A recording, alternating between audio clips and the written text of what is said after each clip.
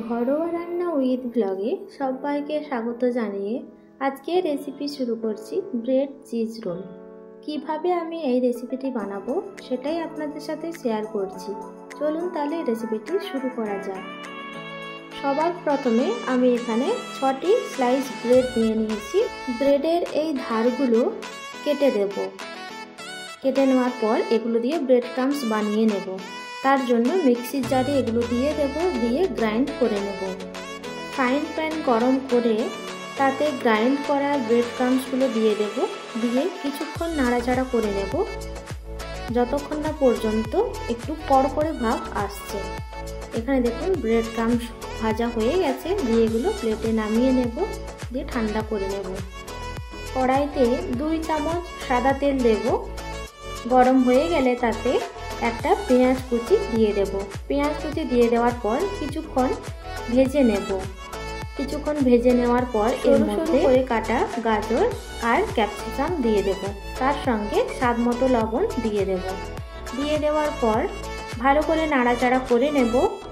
নাড়াচাড়া করে নেওয়ার পর এটাকে ঢাকা দিয়ে রাখবো 5 মিনিট লো ফ্লেমে। 5 মিনিট পর ঢাকনা সরিয়ে নেব, দিয়ে আবারও ভালো করে নাড়াচাড়া করে নেব। কিছুক্ষণ নাড়াচাড়া করে নেওয়ার পর এর মধ্যে পনির গ্রেট করে দিয়ে দেব। দিয়ে দেওয়ার পর ভালো করে আবারও নাড়াচাড়া করে নেব। কিছুক্ষণ নাড়াচাড়া করে নেওয়ার পর গ্যাসের ফ্লেম অফ করে দেব। দিয়ে এটাকে একটা পাত্রে নামিয়ে নেব। নামিয়ে দেওয়ার পর এটাকে ঠান্ডা হতে দেব। এদিকে একটা পাত্রের মধ্যে 2 চামচ কর্নফ্লাওয়ার দিয়ে দেব, দিয়ে অল্প জল দেব। জল দিয়ে একটা মিশ্রণ বানিয়ে নেব। আর অন্যদিকে আর একটা পাত্রের মধ্যে 2 চামচ ময়দা দেব। ময়দা দিয়ে অল্প জল দেব। জল দিয়ে একটা মিশ্রণ বানিয়ে নেব। কর্নফ্লাওয়ারের মিশ্রণ যেমন একটু পাতলা রেখেছি, এটা কিন্তু অতটা পাতলা রাখা যাবে না। এটা ফেভিকল যেমন হয় ঠিক সেই রকমই এর থিকনেসটা দেখুন। এটা আমাদের আঠার কাজ দেবে। এদিকে পনিরের মিশ্রণটা ঠান্ডা হয়ে গেছে। এর মধ্যে গোলমরিচ গুঁড়ো, ম্যাগি মশলা, চিলি ফ্লেক্স আর চিজ কিউব এইভাবে গ্রেট করে দিয়ে দেব। গ্রেট করে দিয়ে দেওয়ার পর ভালো করে সব কিছু মিশিয়ে নেব। আমার এই রেসিপি আপনাদের ভালো লাগলে অবশ্যই একটা লাইক দেবেন আর কমেন্টে জানাবেন। আর এই রকমই নিত্য নতুন রেসিপির আপডেট পাওয়ার জন্য চ্যানেলটি সাবস্ক্রাইব করে পাশে থাকা বেল আইকনটি অন করে রাখবেন সবার প্রথমে নোটিফিকেশান পাওয়ার জন্য।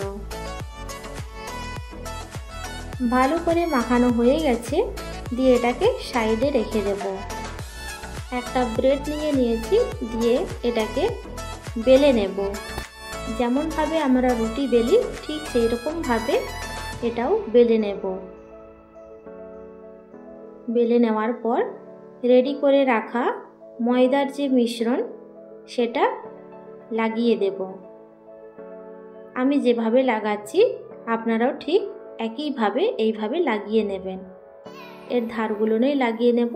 লাগিয়ে নেওয়ার পর পনিরের মিশ্রণ যে রেডি করে রেখেছিলাম সেটা এই ব্রেডের মাঝ বরাবর দিয়ে দেব।